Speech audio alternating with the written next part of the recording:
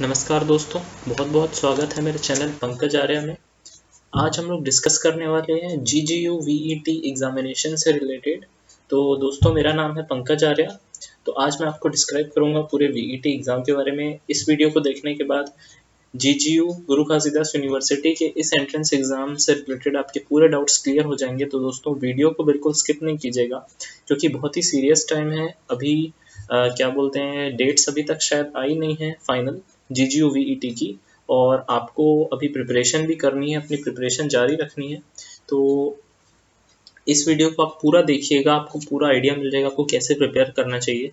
ज़्यादा से ज़्यादा 10-15 मिनट का वीडियो होगा, 20 मिनट तक चले जाएगा, कोई दिक्कत नहीं। लेकिन इससे आपको एक क्लियर आइडिया मिल जाएगा कि आपको कितना पढ़ना है, क्या प्रिपेयर करना है, और कितने मार्क्स आपको चाहिए एक सीट पाने के लिए गुरु घासीदास यूनिवर्सिटी में। तो दोस्तों, अगर आपको वीडियो पसंद आए तो लाइक और सब्सक्राइब ज़रूर कीजिएगा, वीडियो को शेयर कीजिएगा। मैं अपने प्रॉफिट के लिए नहीं बोल रहा हूँ, इसीलिए क्योंकि इससे रिलेटेड वीडियोस बहुत ही कम डले हुए होते हैं, और इस एग्ज़ाम को भी शायद उतने ज़्यादा लोग नहीं देते जितने लोग शायद मैं सोचता हूँ कि देते होंगे। तो इसीलिए जो लोग प्रिपरेशन कर रहे हैं, अगर आप वीडियो को लाइक करेंगे, चैनल को सब्सक्राइब करेंगे, तो क्या है कि लोगों के रिकमेंडेड सेक्शन में आएगा अगर वो इस चीज़ से रिलेटेड वीडियोस देखते हैं। इसीलिए आप ही के प्रॉफिट के लिए बोल रहा हूँ, मैं अपने प्रॉफिट के लिए नहीं बोल रहा हूँ। तो दोस्तों, वीडियो को आखिरी तक देखिएगा, और उसके बाद मुझे फिर कमेंट सेक्शन में बताइएगा आप अपने डाउट्स। और दोस्तों, मैंने GGU VET का जो प्रीवियस ईयर क्वेश्चन पेपर था उसमें मैथमेटिक्स और फिजिक्स सेक्शन के सॉल्यूशंस भी अपलोड कर दिए हैं मेरे चैनल पे, ज़रूर विजिट करके देखिएगा उसको। और अब हम लोग स्टार्ट करते हैं वीडियो को। तो मैं आज डिस्क्राइब करने वाला हूँ कि VET एग्ज़ाम क्या होता है, इसका सिलेबस क्या होता है, इसकी प्रिपरेशन कैसे करें, और इस एग्ज़ाम के कट ऑफ कितने जाते हैं। ठीक है दोस्तों, तो वीडियो को आराम से देखिएगा, बिल्कुल स्किप नहीं कीजिएगा, मैं अच्छे से एक एक चीज़ बताऊँगा। तो वीडियो को अब स्टार्ट करते हैं। ठीक है, तो सबसे पहले हम लोग देखते हैं कि व्हाट इज़ VET। ठीक है दोस्तों, मैं ऐसे ही पूरा राइट करके दिखाऊंगा आपको, ताकि आपको मैं रियल टाइम में एक्सप्लेन कर सकूँ। VET को बोलते हैं विश्वविद्यालय एंट्रेंस टेस्ट। ये टेस्ट एक एंट्रेंस टेस्ट होता है for bachelors and masters course. Example BSc, MSc, B.Ed, BSc honours and so on. Plain BSc तो वैसे नहीं होती है, BSc ऑनर्स ही होता है। तो ये सब जैसे कोर्सेज होते हैं, इनके लिए बेसिकली जो एंट्रेंस एग्जाम कंडक्ट कराते हैं हमारी यूनिवर्सिटी, गुरु घासीदास यूनिवर्सिटी, सेंट्रल यूनिवर्सिटी, उसे कहते हैं विश्वविद्यालय एंट्रेंस टेस्ट VET। तो ये कंडक्ट होता है अराउंड जून में, लेकिन इस साल कोरोना वायरस के कारण नहीं हो पाया। पिछले साल मैंने जब एग्ज़ाम दिया था तब मुझे याद है 5 जून को, शायद नहीं, ऐसे जून में ही हुआ था, 2 जून को हुआ था, हाँ 2 जून को हुआ था आई थिंक, 2 जून को हुआ था एग्ज़ाम। तो ऐसे ही होता है, लेकिन इस साल अभी तक शायद डेट्स फाइनल होके आई नहीं है, लेकिन बहुत जल्दी ही आ जाएंगी। तो ये होता है VET का मतलब। अब नेक्स्ट कि इसका सिलेबस क्या होता है। तो देखिए दोस्तों, इसे आप बिकॉज B.Ed MSc में मास्टर्स कोर्स की बात नहीं कर रहा हूँ, ये वाला जो वीडियो है बेसिकली जो बैचलर्स कोर्स करने जा रहे हैं उनके लिए ही सेंटर्ड है। तो जो जो बैचलर्स कोर्स में एडमिशन लेने वाले हैं, तो उनके लिए मैं आपको बता देता हूँ कि इसका सिलेबस क्या रहेगा। एक मिनट, तो अब मैं सिलेबस से रिलेटेड बात करता हूँ। तो देखिए, सिलेबस अभी आप 12th पास आउट होके आए हैं, तो बेसिक सी बात है कि आपने जितना पढ़ा होगा उतना ही आपसे पूछा जाएगा। लेकिन क्या पूछा जाएगा, देखिए फॉर एग्जाम्पल मैं एक एग्जाम्पल लेके बताता हूँ। Suppose you are going to pursue BSc honours mathematics. तो देखिए, अगर आप क्लास वाइज बात करें तो आपका इसमें कवर होता है class 11th, class 12th। Class 11th और क्लास 12th का सिलेबस रहता है जितना आपने पढ़ा है क्लास 11th और क्लास 12th में। अब आप पूछेंगे कि आपको पढ़ना कितना चाहिए, तो देखिए अब मैं सेक्शन वाइज बताता हूँ कि आपको किस में कितना पढ़ना चाहिए। तो अगर आप बात करें फिजिक्स, केमिस्ट्री और मैथमेटिक्स की, मैं आपको एक ओवरव्यू दे रहा हूँ, इससे आपकी प्रिपरेशन आसान हो जाएगी। देखिए, फिजिक्स के लिए आपको कितना पढ़ना है। फिजिक्स के लिए आपको NCERT, वेरी बेसिक नॉलेज, और वेरी बेसिक मैं क्यों कह रहा हूँ, आप एक बार मेरे चैनल पे जाइएगा और फिजिक्स का क्वेश्चन पेपर एक बार गो थ्रू कीजिएगा, आपको पता चल जाएगा क्यों। मतलब एकदम बेसिक लेवल के क्वेश्चन पूछे जाएंगे, कहीं ऐसा यूनिट पूछा जाएगा, कहीं आपको डेफिनेशन का कोई पार्ट पूछ दिया जाएगा, कई तो ईवीएस टाइप के क्वेश्चन आ जाते हैं। For example which of this is a renewable source of energy, ये जब मैंने एग्जाम दिया था तब आया था, सोलर एनर्जी उसका आंसर था। तो इस टाइप के भी क्वेश्चन आ जाते हैं। केमिस्ट्री में देखिए आप, कई लोगों को केमिस्ट्री बहुत पसंद है, लेकिन पर्सनली मुझे केमिस्ट्री ज़्यादा पसंद नहीं थी। तो लेकिन फिर भी मेरा केमिस्ट्री का सेक्शन बहुत अच्छा गया था। क्यों अच्छा गया था? क्योंकि देखिए आप प्रिपरेशन करते टाइम आपको क्या ध्यान में रखना है। देखिए क्वेश्चन एनसीईआरटी के बाहर का नहीं आएगा फिजिक्स में, केमिस्ट्री में, मैथमेटिक्स की बात आगे करते हैं। केमिस्ट्री की बात करें तो केमिस्ट्री में आपको एनसीईआरटी का मिड लेवल मान लीजिए, और इस मिड लेवल में क्या होता है, नेम्ड रिएक्शन जो होते हैं, नेम्ड केमिकल रिएक्शंस, या एकदम स्टार मार्क कर लीजिए, ये तो आते ही आते हैं इसके क्वेश्चन। और जो केमिकल रिएक्शंस होते हैं उसी से रिलेटेड अधिकतम क्वेश्चंस आते हैं इसमें। और केमिस्ट्री अगर आप प्रिपेयर कर रहे हैं तो थोड़ा अच्छे से पढ़िएगा, क्योंकि for example Hofmann bromamide reaction एक एग्जांपल बता रहा हूँ, और भी आपके जो बहुत सारे नेम्ड रिएक्शन होते हैं, इफेक्ट होते हैं, तो इस टाइप से रिलेटेड क्वेश्चंस आते हैं केमिस्ट्री में। तो बेसिकली आपकी चेक करेंगे कि आपको फॉर्मूलेस कितने याद हैं, और फॉर एग्जांपल बॉन्ड एंथैल्पी का ऑर्डर पूछ देंगे। आप एकदम ये एक्सपेक्ट नहीं कीजिए कि नहीं एकदम जेई मेंस एडवांस का ही लेवल का क्वेश्चन आएगा, बिल्कुल नहीं, वो तो एग्जाम ही अलग है, उनका लेवल ही अलग होता है। कई लोग सोचते हैं कि एंट्रेंस एग्जाम बहुत टफ होते हैं, नहीं ऐसा कुछ नहीं है। आपको बेसिक नॉलेज है, आपके पास कंसेप्ट है दिमाग में, अगर बहुत ज़्यादा कंसेप्ट भी नहीं है तो फिर बेसिक नॉलेज जो होते हैं जैसे डेफिनेशंस ये सब, तो इसके दम पे मैं बोलूँगा पेपर तो निकल जाएगा, लेकिन आपके उतने अच्छे मार्क्स नहीं आएंगे। इसलिए बेटर यही होगा कि अभी आपके पास टाइम है तो उसका आप अच्छे से सदुपयोग करें। तो जैसे कि नेम्ड केमिकल रिएक्शन को मैं मोस्ट इंपॉर्टेंट प्रायोरिटी दूंगा केमिस्ट्री सेक्शन में। For example Markovnikov rule, anti Markovnikov rule, ऐसे कुछ होते हैं, plus E effect, minus E effect, ये सब चीज़ें पूछ सकते हैं। तो बेसिकली यही होता है आपकी केमिस्ट्री में। और जो न्यूमेरिकल्स रहते हैं बहुत सिंपल से बहुत बेसिक लेवल के, एसआई यूनिट्स इसमें भी आ जाते हैं कभी कभी। और जैसे बॉयल्स लॉ, चार्ल्स लॉ, ये सब थे उसमें। तो रियल गैसेस क्या ओबे करते हैं इस टेम्परेचर पे, ऐसे इस टाइप के। मतलब देखिए आपको डेफिनेशन और रिएक्शन, एक डेफिनेशंस भी आप ध्यान रखिए, डेफिनेशंस एंड रिएक्शंस, इन पे आपको ध्यान देना है, तो आपका केमिस्ट्री और फिजिक्स तो अच्छे से हो जाएगा। अब देखिए मैथमेटिक्स की बात आती है, तो मैथमेटिक्स का मैं बोलूँगा कि एनसीईआरटी से थोड़ा सा ऊपर लेवल का रहता है। तो एनसीईआरटी का आप मान लीजिए मिसलिनियस एक्सरसाइजेस का जो लेवल रहता है वो मान लीजिए, और थोड़ा बहुत आप मान लीजिए R D Sharma basic level, basic to mid level मान लीजिए। क्योंकि मेन पार्ट अगर आप मैथमेटिक्स का कोर्स ले रहे हैं तो यही ऑप्ट कर रहे हैं, तो मेन क्वेश्चंस तो इसी से ही पूछे जाएंगे ना। तो इसमें आपका आप मान सकते हैं कि आर डी शर्मा भी आ सकती है। पर्सनली मेरे से पूछें तो मैंने इसके भी सॉल्यूशंस आपको पोस्ट करके बताए हैं। तो एनसीईआरटी से तो थोड़े से ऊपर लेवल का रहता है, और 40 क्वेश्चन पूछे जाते हैं बीएससी ऑनर्स मैथमेटिक्स वाले पेपर में। मैथमेटिक्स फिजिक्स पेपर सेम रहता है, और उसमें आपके ये इस टाइप के क्वेश्चंस पूछे जाते हैं। तो देखिए आपको चिंता करने वाली कोई बात नहीं है। आपने अगर फिजिक्स, केमिस्ट्री, मैथमेटिक्स तीनों सेक्शंस को अगर मतलब लेवल बाय लेवल कंपेयर करें तो फिजिक्स सबसे इजी आता है, केमिस्ट्री मिड लेवल, मैथमेटिक्स सबसे हार्ड।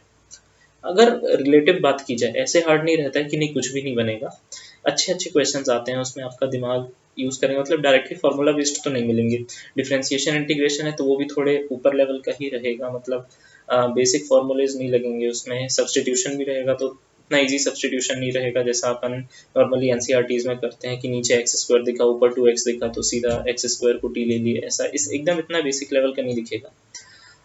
और कुछ कुछ क्वेश्चन जैसे सेट थ्योरी के तो क्वेश्चंस इजी आते ही आते हैं, कई सारे तो एकदम ही इजी क्वेश्चन आ जाते हैं जो आपके कंसेप्ट को चेक करते हैं। फॉर एग्जांपल दो इमेजिनरी नंबर्स को आप कभी कंपेयर नहीं कर सकते, तो आपको क्वेश्चन पूछ देगा कि which of the following is true, और चार ऑप्शन है, सब में इमेजिनरी नंबर्स को कंपेयर कर रहे हैं हम लोग, और पांचवा नन ऑफ दीज है, तो उसमें ऐसे नन ऑफ दीज का आंसर आएगा। इस टाइप से भी क्वेश्चन आ जाते हैं जो आपके बेसिक, आपके दिमाग की वर्किंग को चेक करते हैं कि आप कितना जानते हैं डेफिनेशन के बारे में। तो देखिए डेफिनेशन तो तीनों चीज़ में, आपके डेफिनेशन हर चीज़ में काम आती है। अगर आप डेफिनेशन नहीं जानते किसी चीज़ का तो आप उस चीज़ का मतलब उस चीज़ को अप्लाई कैसे करेंगे।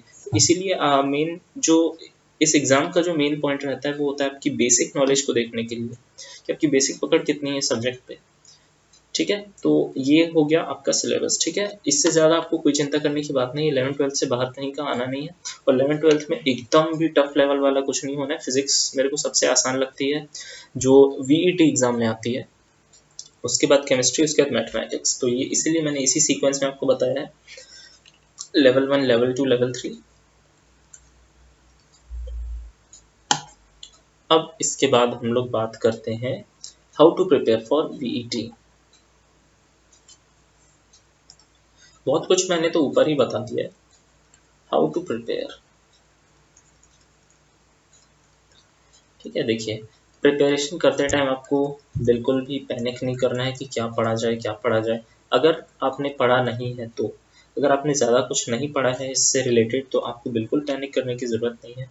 आप अभी आपके पास बहुत टाइम है, अभी तो कोई फिक्स नहीं है कब एग्ज़ाम होगा। आप मिनिमम मान के चलिए कि आपके पास 1 महीना तो है ही, मेरे एक अंदाज़ के हिसाब से।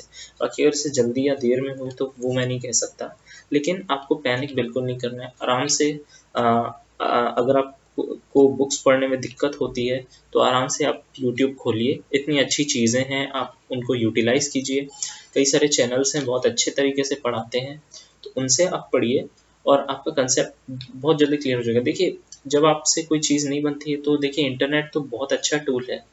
हम लोग इतना समय बर्बाद कर देते हैं सोशल मीडिया यूज़ करते टाइम, थोड़ा सा टाइम उसका आप अपने स्टडीज़ में ले लीजिए तो आपको बहुत अच्छा पॉजिटिव इम्पैक्ट डालेगा आपके ब्रेन पर। तो इसीलिए आप ऐसे प्रिपेयर कर सकते हैं।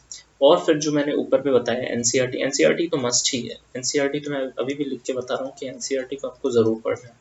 इसीलिए जो बोर्ड लेवल्स होता है वो बेसिकली एनसीईआरटी पे फोकस करता है। और क्यों फोकस करता है, क्योंकि ये चीज़ आपके एंट्रेंस एग्जाम्स में ज़रूर पूछी जाती है कॉलेज लेवल के जो होते हैं, क्योंकि एनसीईआरटी का जो मटेरियल है वो ऐसे देख के बनाया गया है जो आपको फ्यूचर में हर चीज़ में, चाहे आप फिर यूपीएससी एग्ज़ाम की तैयारी करें या फिर आप बड़े बड़े कॉम्पिटेटिव एग्जाम्स की भी तैयारी करें, जो बेसिकनेस होती है वो एनसीईआरटी से ही शुरू होती है। तो अब जो भी एग्ज़ाम्स कंडक्ट होंगे तो वो आपका बेसिक लेवल चेक करते हैं, कुछ एग्ज़ाम्स आपका हाई लेवल चेक करते हैं। तो ये एग्ज़ाम बेसिकली आपके बेसिक लेवल को चेक करेगा, जैसा कि मैंने आपको बता दिया है। ठीक है, अब इसके बाद जो फाइनल चीज़ बचती है वो है कट ऑफ। देखिए, कट ऑफ जैसी कोई चीज़ यहाँ पर एग्जिस्ट नहीं करती है। अब देखिए, कट ऑफ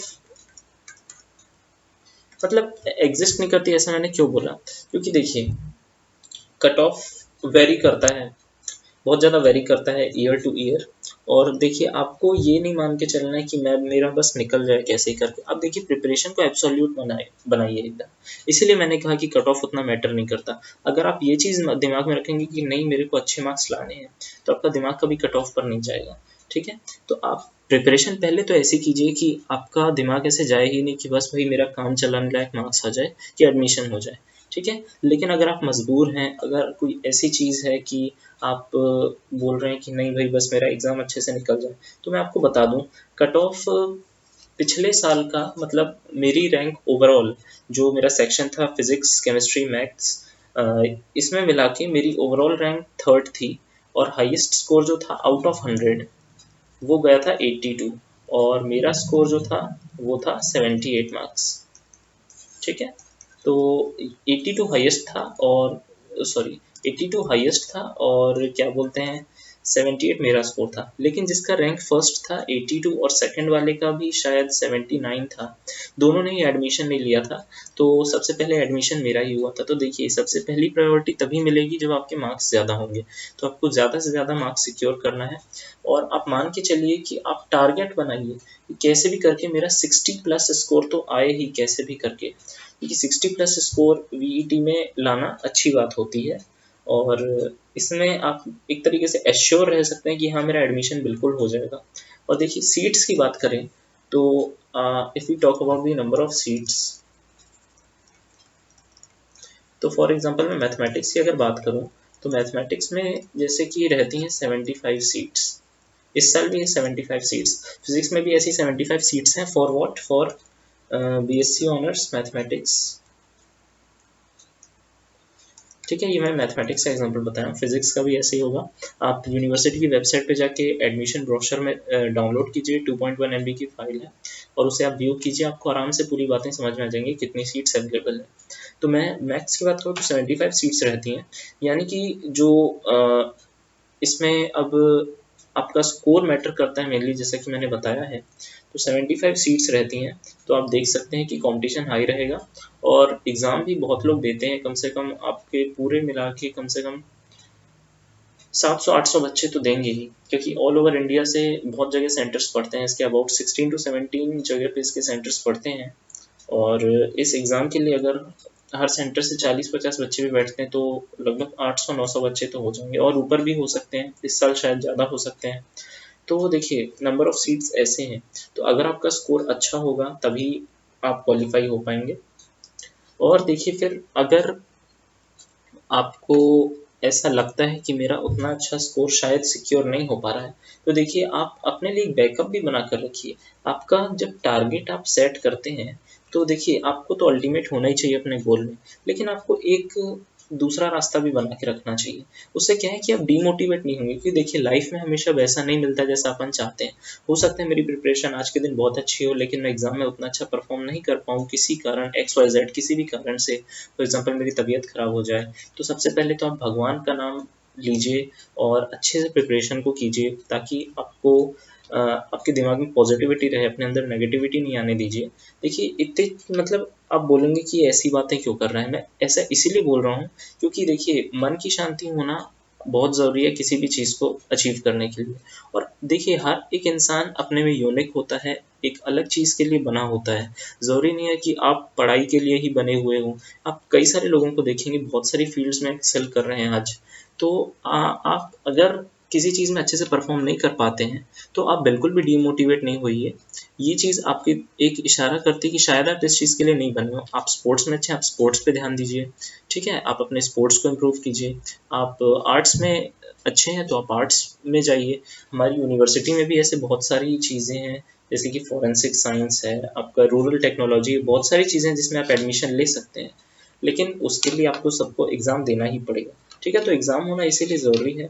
एग्ज़ाम की प्रिपरेशन से रिलेटेड चीज़ें मैंने आपको बता दी हैं, और भी जितनी चीज़ें मैं कवर कर सकता था अपनी तरफ से वो मैंने कवर कर दी हैं इस वीडियो में। अगर इसके बाद भी आपको कोई डाउट है, मैंने कुछ गलत बोल दिया हो, या फिर आपका कोई भी ओपिनियन हो, आप कमेंट सेक्शन में जाके मुझे बताइए। और वीडियो ख़त्म करने से पहले मैं एक रिक्वेस्ट फिर से करना चाहूँगा कि वीडियो को ज़रूर शेयर कीजिएगा, वीडियो को लाइक कीजिएगा, तो मेरे चैनल को भी सब्सक्राइब कर दीजिएगा।